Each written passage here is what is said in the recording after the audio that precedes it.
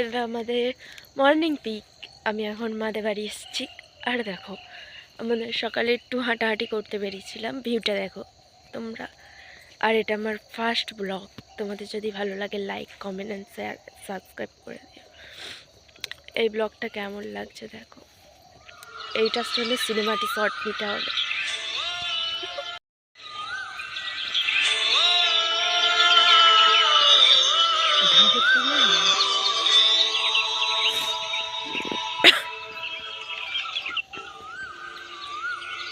এটা ধর।